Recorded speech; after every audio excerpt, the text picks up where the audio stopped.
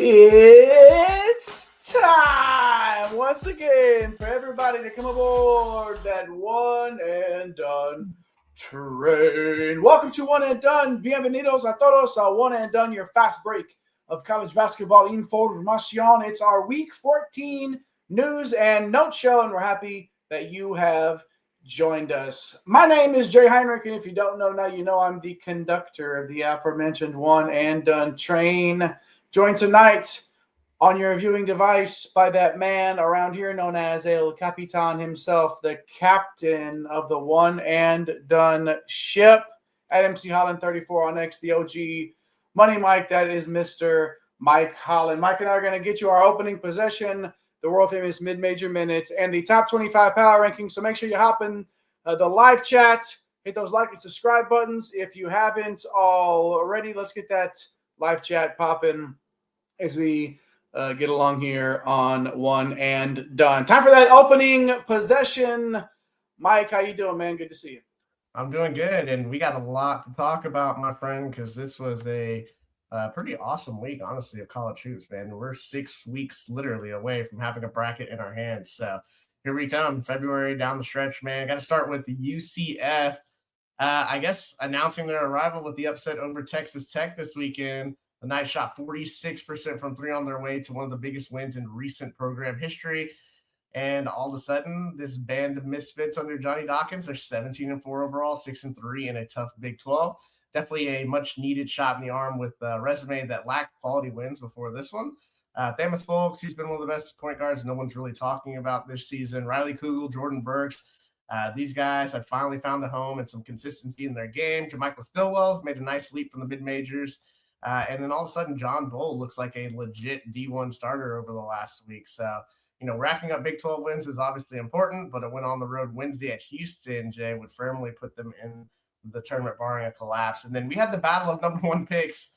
Who's going to be the number one pick, Jay? Is it going to be Darren Peterson? Is it going to be AJ Devonta? Well, it wasn't everything that was built up to. BYU visiting Fog Allen had all the hype. And in the first half, Darren Peterson went bananas. And then in the second half, he was sitting with cramping issues. So say what you will about that. This is multiple times that he's done this. And I will. Meanwhile, AJ Devonta, he took a while to get going. Bill Selfie's the center, Flory Badunga, on him to start the game. And if you see the two side by side, there is a massive difference in size. And it seemed to kind of confuse Devonta on how to attack, and he was pretty much a non-factor in the first half. Only took 2 shots, but he got it going in the second half. Obviously, getting some sets, to go his way. But there just was no Devonta Peterson down the stretch. All the hype. Looking forward to it. Actually turned into the Richie Saunders Melvin Council show as the Jayhawks kind of ran away late from the Cougars for the win. And then finally, Jay, in my opening possession, man, Kentucky continuing their impressive run despite injuries. Now they did get blown out at Vandy that snapped their 5-game win streak, but bounced back really nicely to get a ranked win at Arkansas yesterday. Now Tega Owe on the cover for us tonight. He was unstoppable. The Wildcats outshot the Razorbacks 46-21% from three, which would honestly prove to be the difference because it was a clean game to watch from the turnover perspective. They only combined for 8 turnovers. And Kentucky really was just better last night at getting downhill and beating their man one-on-one. There weren't a lot of assists in the game. There's just a lot of pure athleticism. So now both teams sitting at 6-3 with home wins against Oklahoma and Tennessee, with home games coming up against Oklahoma and Tennessee this week. So looking forward to seeing what the Wildcats will do. Our guy Michael is in the chat saying Pope is not fit to coach at this level. Listen, I think, Mike, your point about the athleticism, getting them through some of these times, I think that we're going to see that come tournament time, these teams that are playing like teams are going to be able to outplay them in spite of their athleticism. Well, maybe not. We'll see if they can put it together down the stretch. Good stuff there, Michael. Thanks for hopping in the live chat. Do the same. Join the latest live chat and all of College Hoops by hitting the subscribe button and hopping on in there. If you're watching later on, hop in the comments. Let us know what you think about Big Blue Nation's journey so far. Let us know who you think is going to be the number one pick. Do you think it's going to be a business decision, Darren Peterson, as I call him, AJ Devonta? Who knows? Good stuff there, Mike, on your opening possession. My opening possession, going to go a little WCC action here, talking those WCC heavyweights doing battle. We know for the last 15 to 20 years, Mike, the WCC crown has come down to these games between Gonzaga and St. Mary's. And on Saturday, Gonzaga was able to pull away in the second half and take the first one of these matchups 73-65 at home. Ike was absolutely sensational with 30 points. And then you look, Braden Huff was out with an injury. So Jalen Worley, somebody's having to step up here. And he's been the guy that stepped up to keep the train rolling. As for the Gales here, I think the concerns that really stand out, it's on the defensive end, right? They have not been as stifling as we're used to seeing.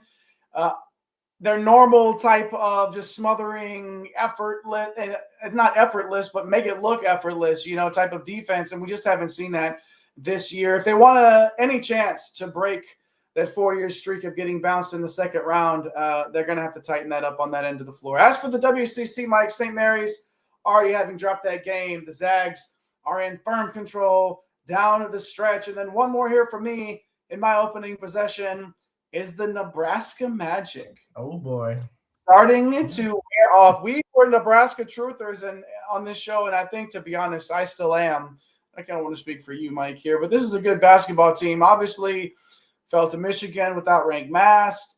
And then they weren't able to get it done at home against the Illini either. So you got Keaton Wagler dominating the second half, and Nebraska just struggled to get Mast going after his return from illness. So brutal schedule here. Like, there's been obviously a step up here consistently on their schedule as they get deeper and deeper into conference play, and it's not really going to get too much better like coming into the next week here. So you got Rutgers on the road and then hosting Purdue this upcoming weekend. So obviously a couple of games that they're going to want to play well in. And you don't really want to take the big dip here. You don't really want to get to that point where you've got to claw back out and believe in yourself again. It'd be nice to get one against Purdue. But again, nothing wrong with losing to a couple of top 10 teams, man, like Michigan and Illinois. There's nothing to be, nothing to be ashamed of there. Like, it's okay. Like, it's okay to lose a couple of games here like Nebraska has. That's still a really good basketball team. Good stuff, everybody. Make sure you hop in the live chat, hit the like and subscribe buttons if you have not already. At One and Done CBB is where you're going to be able to find us on the socials. Mike dropped we dropped a core 4 in there for today's slate. Mike, you do okay? You see any green screens on the DFS today? Yeah, man. Cashed 2 of the 3 lineups. Made some money. There we go. So, yeah. There we go. Make sure you follow us there. Make sure you hit the subscribe button here on One and Done so you get those DFS shows. When we get those up, we're going to bring one of those to you this coming Friday. We're going to have a DFS show, so make sure that you hit the subscribe button if you're trying to get this bread for that. Also, we're going to have a live reaction on Monday night. So, 2 nights in a row, you get the news and notes here on a Sunday. If you're watching live, then you get the live reaction on a Monday. That's going to be a fun one. So make sure you hang around for that. Push all those buttons, like, subscribe, notification bells. 1,742 of your fellow hoop heads have hit that button so far. Show us some love. Let's get to 1,750 before the end of this week. All right, hey, that's enough with all of that. Let's make sure our focus is on our viewing devices here for everybody's favorite segment in all of college hoops. It's time once again for the Mid-Major Minute.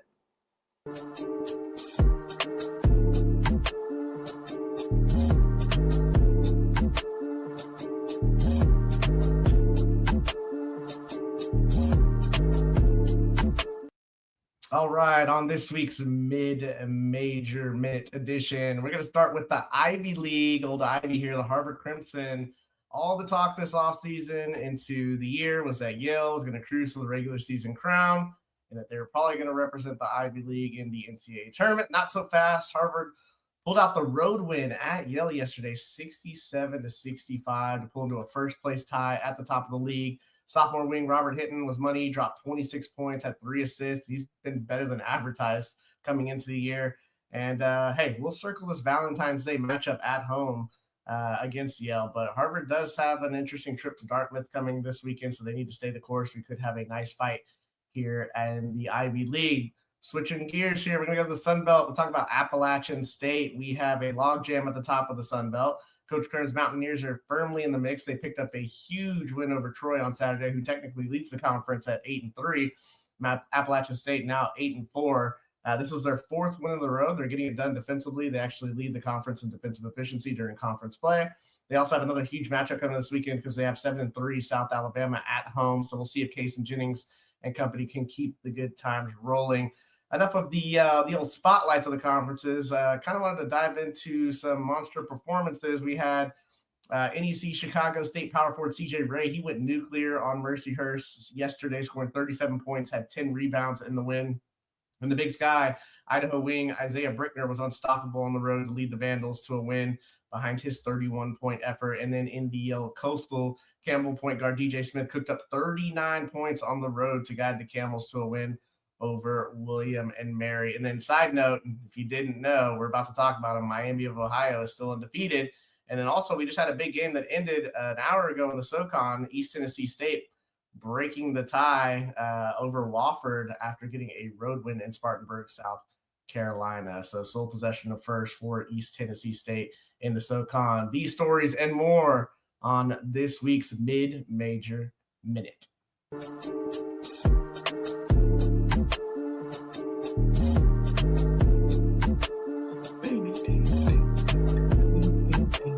Good stuff, Mike. As always, and everybody's favorite segment in college basketball, that's the Mid-Major Minute. Good stuff, man. Always good to check in on a little mid-major action. We love us some mid-majors, and of course, we've got a couple of mid-majors here in our top 25 power rankings. Before we get there, make sure you hit the like and subscribe button if you have not already. Let's hop in the live chat and see what's going on here. Our guy Cam hopping in. All right. Well, hey, look, we're getting there. Not quite. If you want to crown them, then crown them. You are who they thought they were. Good to see Cam there, the godfather of Iowa bowling.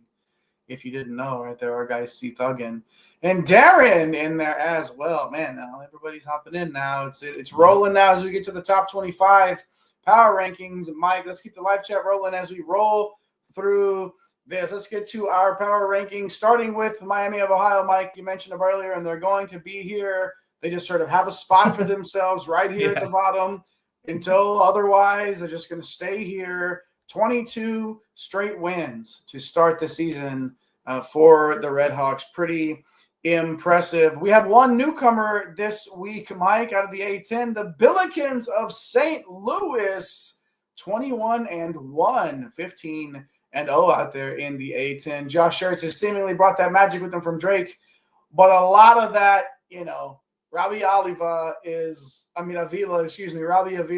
a big-time player, and a lot of that has to do with it, him just, Kareem doing his things. Kareem Abdul-Jabbar, exactly. But yeah, good stuff there, Mike. What are your thoughts on these first five? As here come the nicknames in the chat. So look, Alabama's taking its lumps, and it's like, okay, 14-7, right? Only 4-4, but they have the number one strength of schedule. They basically played everybody in the top 10 to start the year. Still a dangerous squad, and then Iowa continuing to cruise through an easy part of the Big Ten schedule.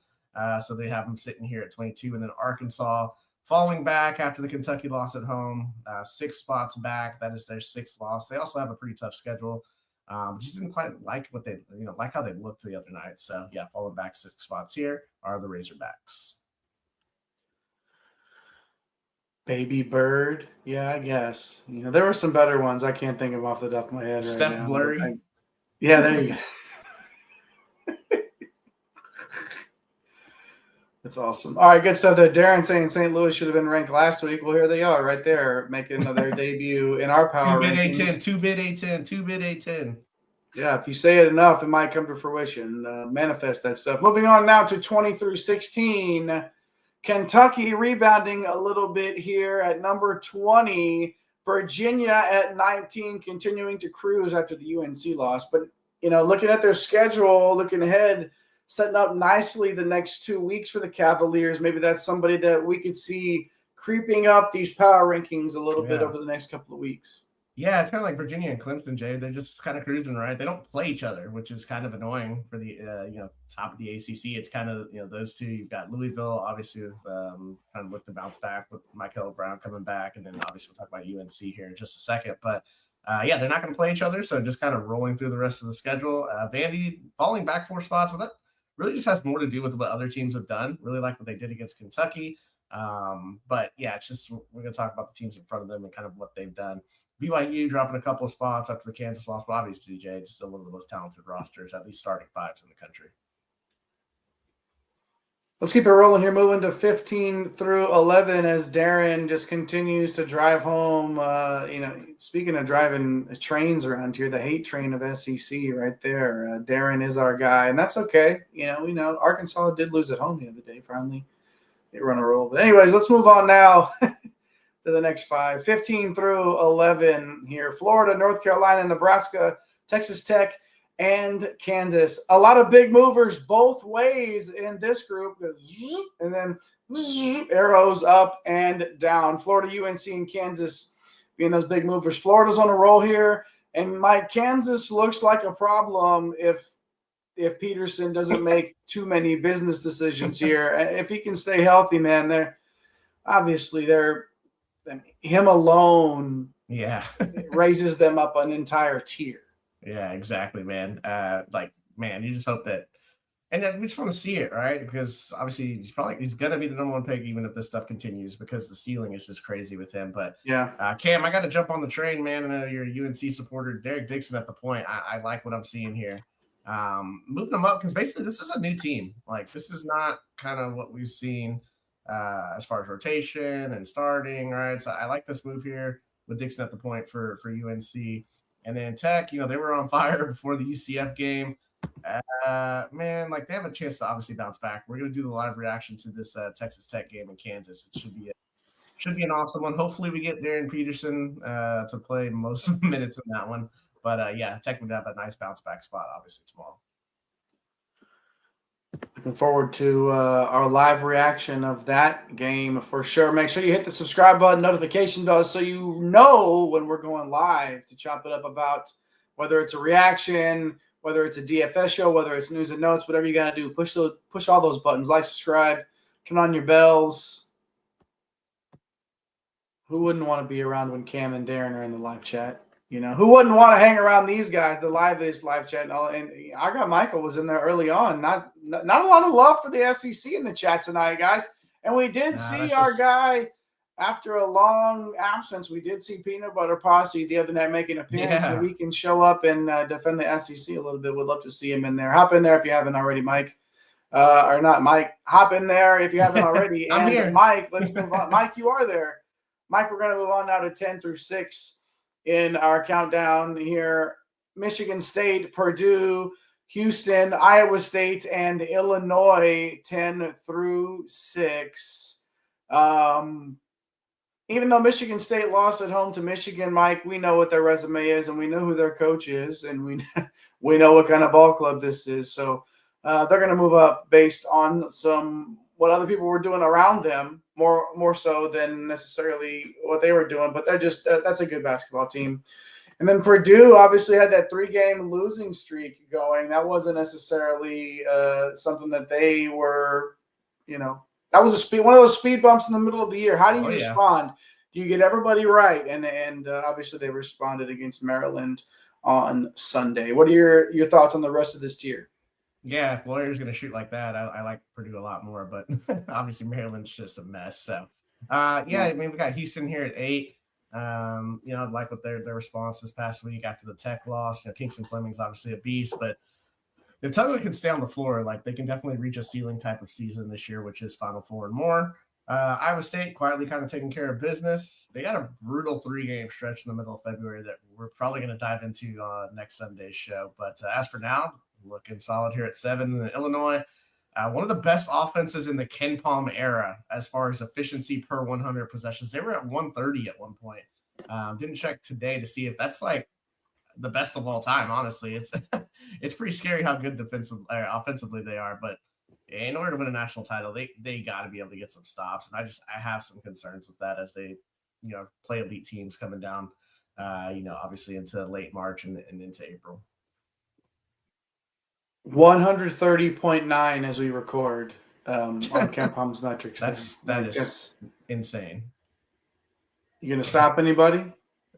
Yeah, I Make mean, all the difference in the world right there. All you got to do is get a couple.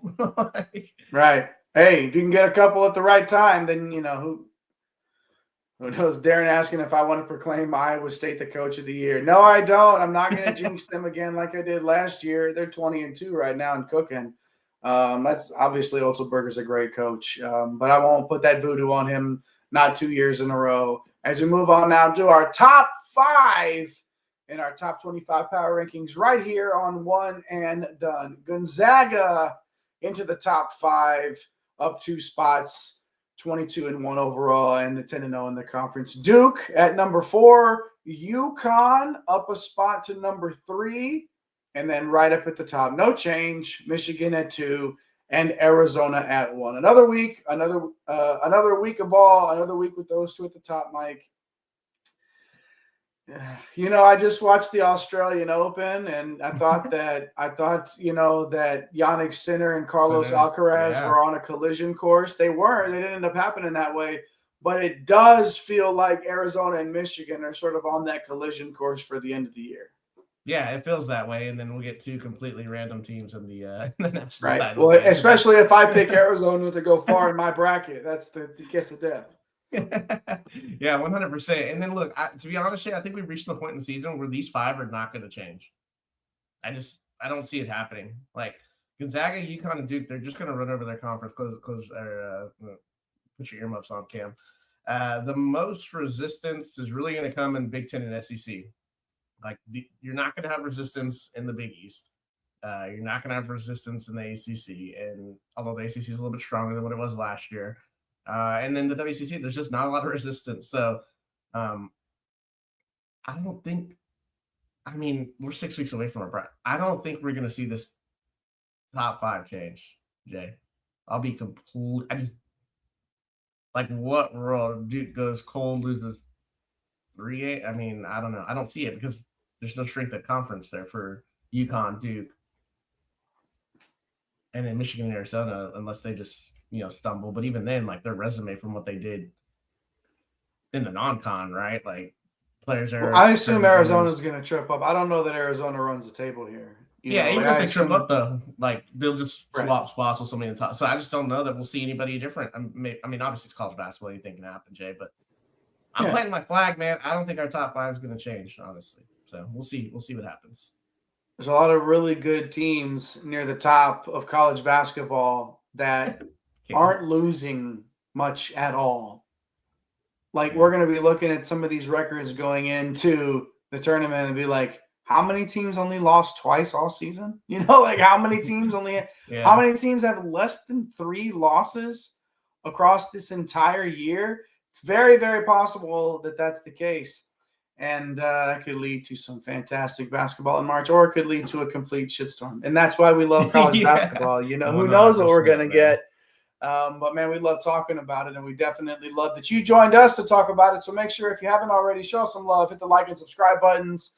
Turn on those notification bells. We're going to be coming to you tomorrow with the old nice instant reaction. Mike, looking forward to that one. Going to get the DFS show next Friday, of course. News and notes here every Sunday. That's the deal. Hit the buttons if you haven't already. Show your broski some love.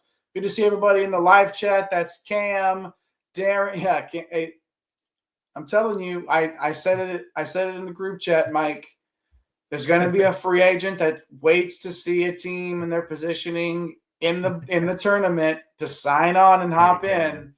It's going to happen. I'm telling you, man. Unfortunately, and who knows, but. Yeah. We wouldn't be surprised, would we?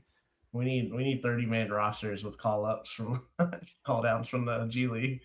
Yeah, let's go. I was gonna say, why not just use the G League as your own farm system? Like, why not? It's like the opposite farm. It's the farm. We gotta have 3-way contracts, man, not 2-way deals anymore. Let's have 3-way deals where you can just go up and down the ladder. Usually gotta pay double for that, Jay. Usually gotta. Yeah, usually you do. But, you could be playing like you could be the last guy off the bench mopping up in a game in Chicago on a Monday for the Bulls. And then like 3 weeks later, you're playing You're the first guy off the Austin bench Spurs. because somebody gets in foul trouble. G League dropout. Oh yeah, that chant was pretty. Bediako, man. I mean, obviously the physical presence that he has is a big deal.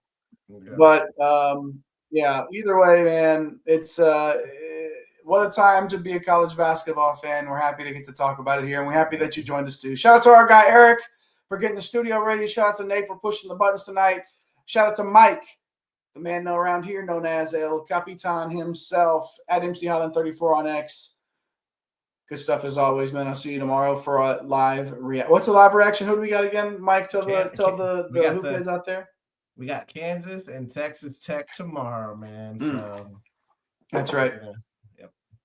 Join us for that one for sure. I don't know if we'll get any G League dropout chance in that one, but who knows? Maybe one of you guys or gals that's watching could get something started, and then we'll say, "Hey, we did that. We said to do that." So I'm one and done. So good stuff, everybody. We'll see you next time. Take care of yourselves. Tell somebody that you love them.